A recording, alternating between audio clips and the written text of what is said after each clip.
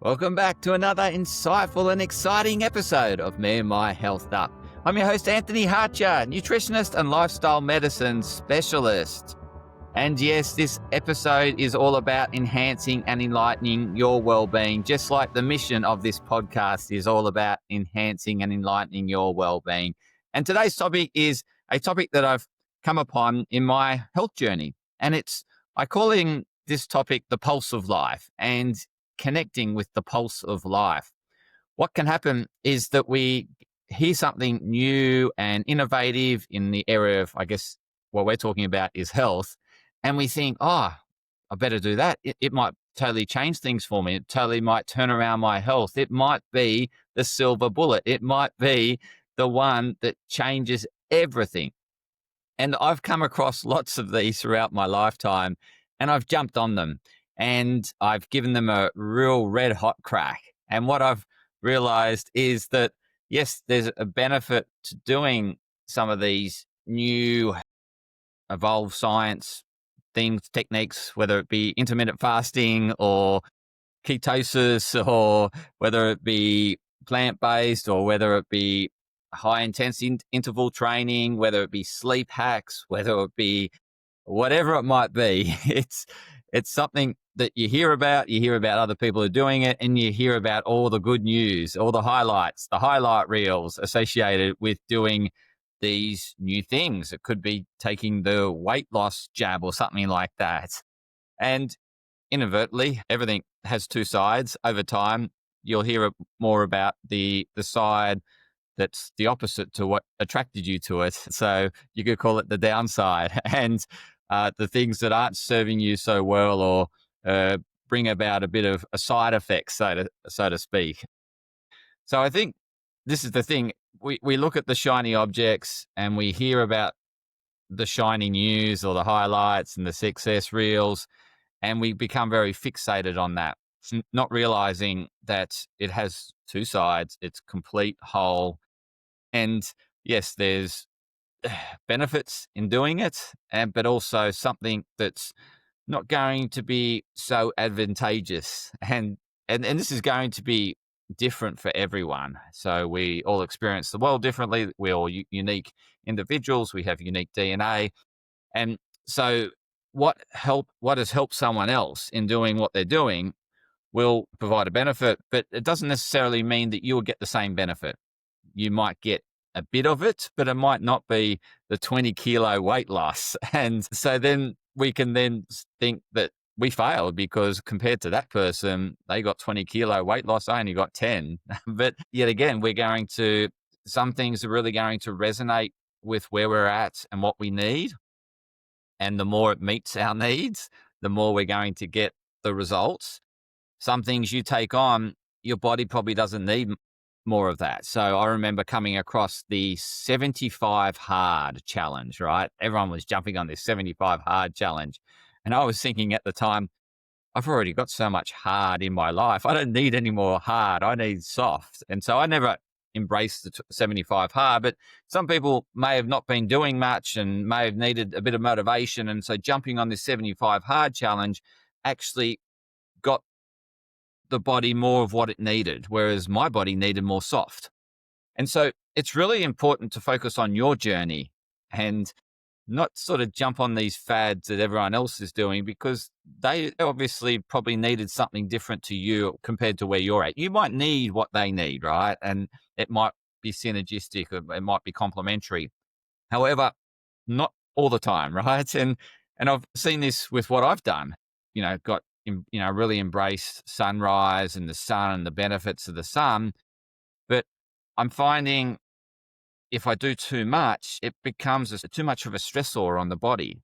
So again, yes, we need hormesis. We need stress for the body, and the body, when it's under stress, it responds. And so it responds in a balancing way.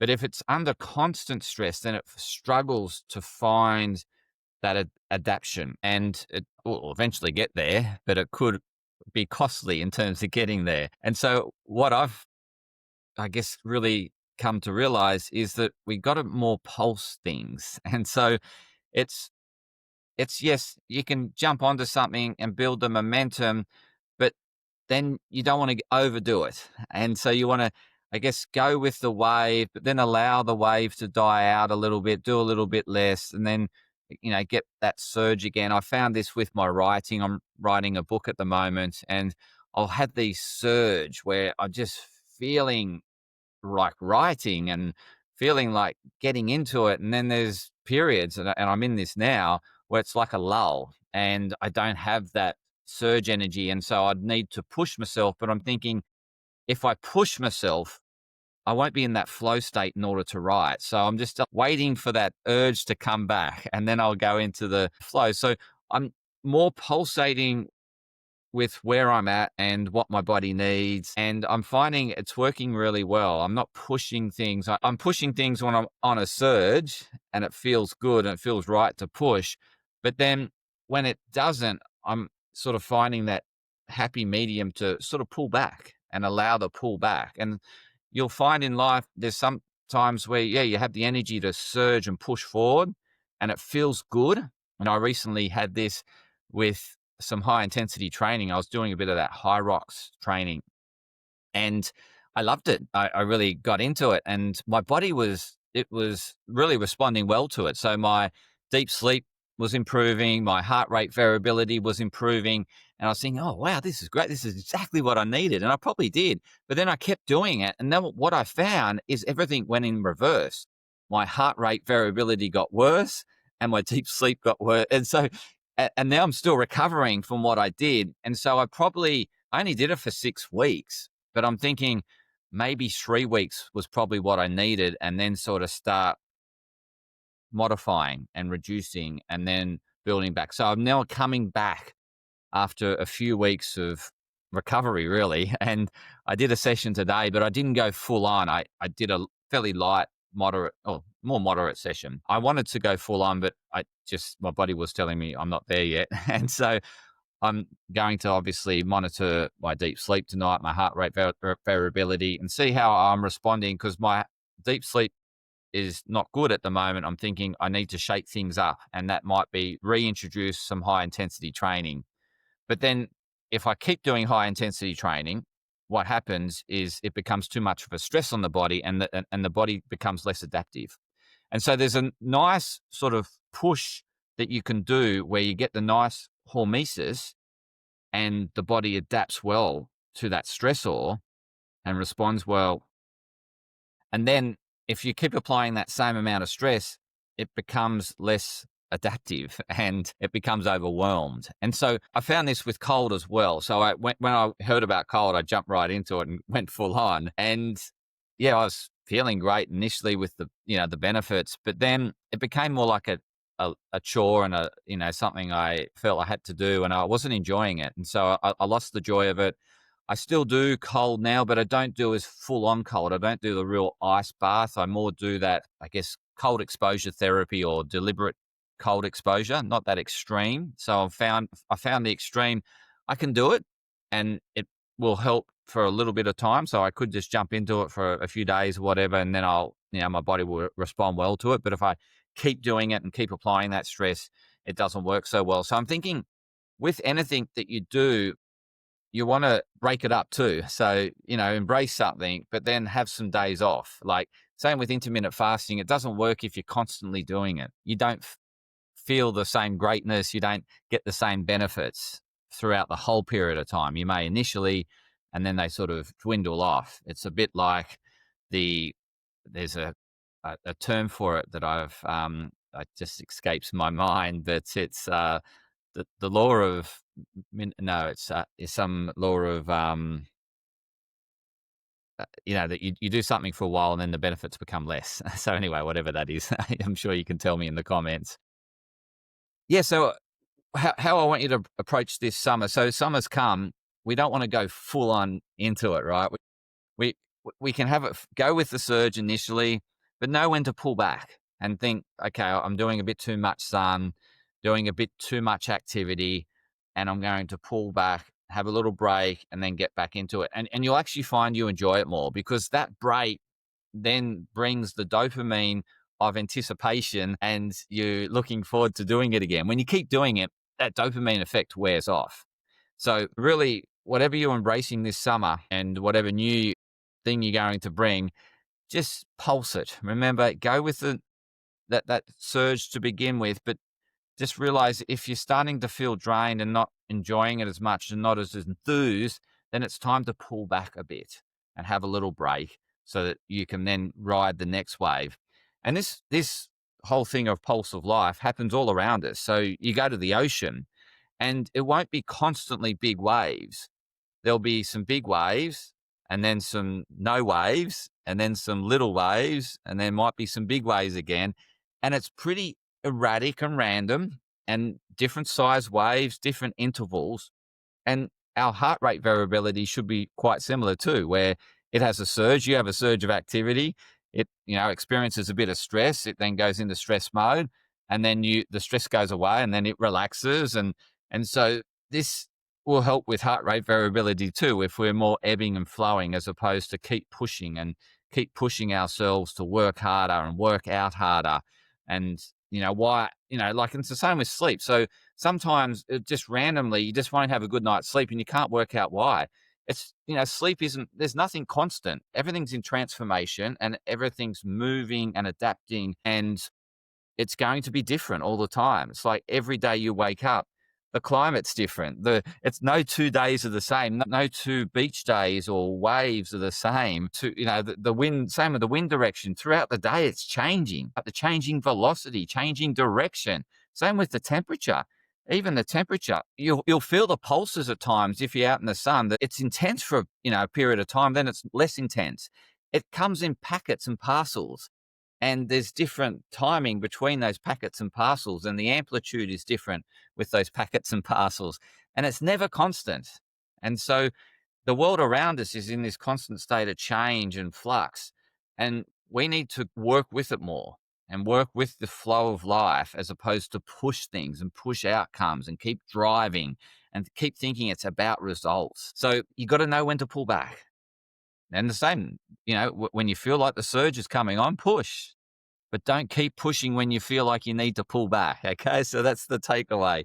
If you're feeling a bit like, you've been going out exercising because you feel the warmer weather, that's great, exercise. But the moment you sort of that morning where you're feeling, oh, not so great, well, don't do a full on HIIT session again.